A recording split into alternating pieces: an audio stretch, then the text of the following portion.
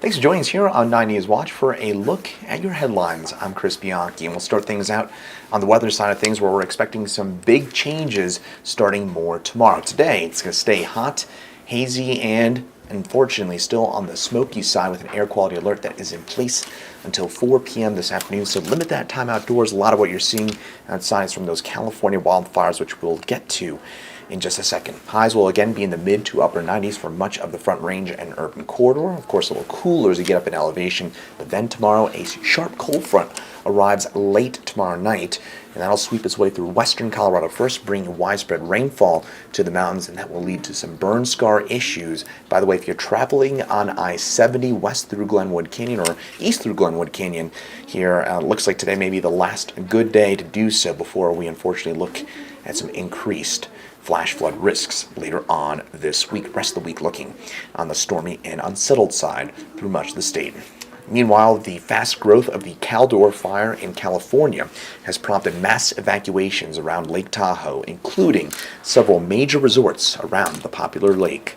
The evacuations around South Lake Tahoe led to gridlock yesterday as thousands of people fled the fast-growing Caldor fire, which has burned nearly 200,000 acres and counting. Critical fire conditions are still in place across most of California, prompting the closure of all national forests across the entire state. Meanwhile, here in Colorado, we're seeing fire danger reach critical levels ahead of storms forecast later on this week. Meteorologist Corey Reppenhagen shows us how storms late last week caused more than 36 new fires across Colorado. Infrared video shows several new fire starts in the Colorado mountains on Friday. The state's multi-mission aircraft detected 37 new fires in 8 hours. The Colorado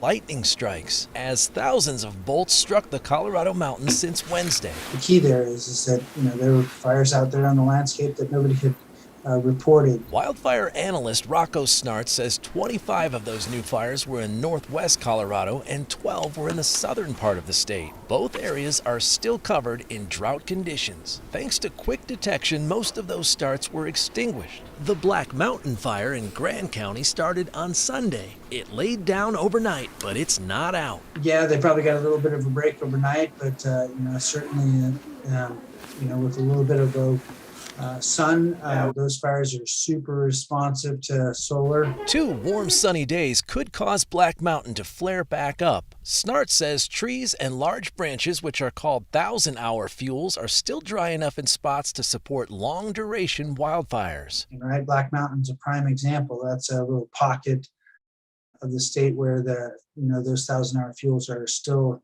pretty dry out there. Snart says the monsoon has helped reduce the wildfire risk this summer. There have also been fewer windstorms. That's been a big savior in my mind as to why we haven't had the same type of a season from last year. Meteorologist Corey Reppenhagen, 9 News. Yeah, the other question too was, okay, so what he did was bad enough for him. Yesterday marked the official end of the U.S.'s 20-year and $2 trillion war in Afghanistan. The final American troops left on C-17 transport planes from the Kabul airport, clinching the end of the frantic American withdrawal. Between 100 to 200 American citizens are still believed to be in Afghanistan, though U.S. Secretary of State Anthony Blinken said that the U.S. is still trying to get the last Americans and Afghan allies out of the country despite the end of the official evacuation. Counties can no longer opt out of the Tri-County Health Department's mask requirements in schools and child care facilities. The board passed new rules and a new mandate in their Monday meeting. 9 News reporter John Glasgow explains what the new rules mean for all schools. Yeah, that's right. This has been a back and forth between Adams, Arapahoe, and Douglas counties, as well as the Tri-County Health Department for weeks. Originally, the counties had the option to opt out of public health mandates such as wearing masks.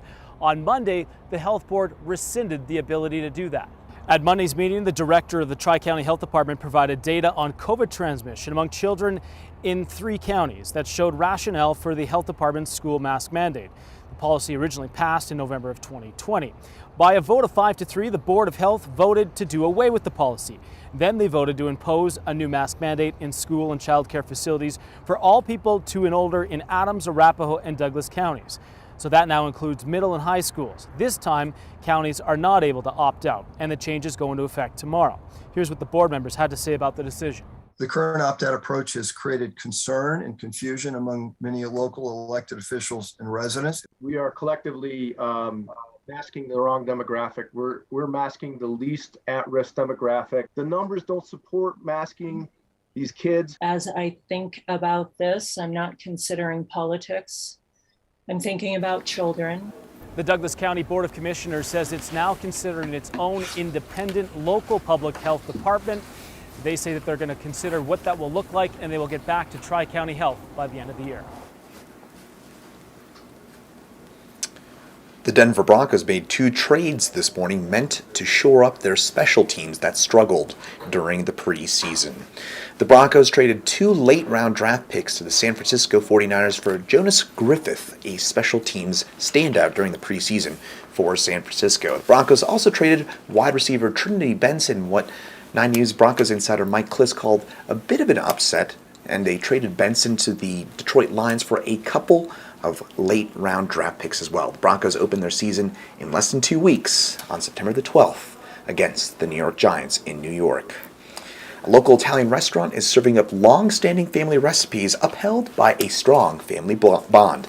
Our producer Victoria Valenzuela got to try out Grammy's goodies. Just life's pretty good at Grammys. We're pretty happy. 15 years ago, me and my husband got into the festival and fair business out of necessity.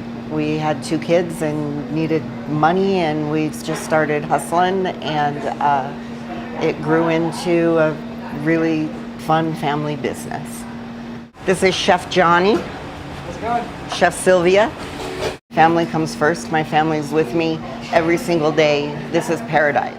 That's my daughter, Joey Lynn, my granddaughter, Ellie Jo, her daddy, George, my husband, Jeff, and my daughter-in-law, Kylie.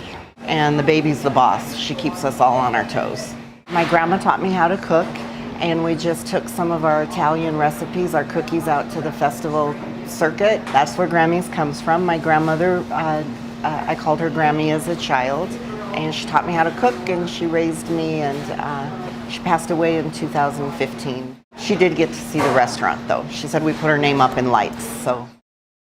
Me and her collaborated a little bit and came up with giant chocolate chip cookies and giant cereal treats, and that's what we sell at the events now. I like everything big.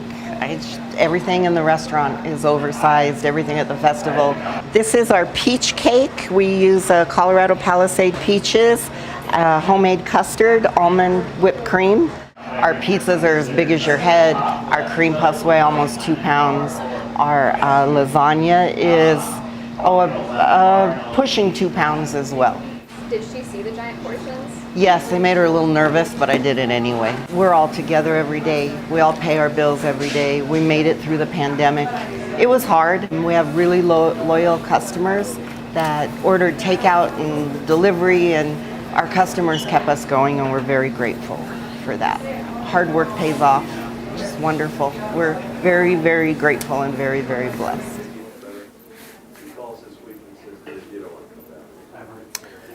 Well, speaking of food, and yeah, it's only Tuesday, but it's never too early to start planning for the weekend, especially when the Taste of Colorado is back for the first time in 2 years. That's right, the event, which was canceled last year for COVID, will take place from Saturday through Monday. And the Taste of Colorado, in case you're new to town, features food trucks, live music, local restaurant deals, and a lot more. In fact, a couple new additions this year, and you can get the full details on this year's Taste of Colorado over at 9news.com.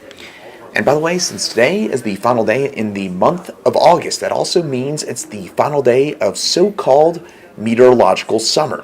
Meteorologists, myself included, define seasons by full months. So summer, under that definition, means it's June, July, and August, that means summer, and then September, October, and November are considered fall. Again, that's meteorologically speaking. Denver, by the way, will likely finish with its third hottest summer in recorded history, and we'll find that out once we officially wrap things up on meteorological summer tomorrow. That'll do it for your top headlines on this Tuesday, August the 31st, and again, the final day of meteorological summer. Have a great rest of your Tuesday and a good rest of your August. I'm Chris Bianchi, and again, we'll see you right back here tomorrow.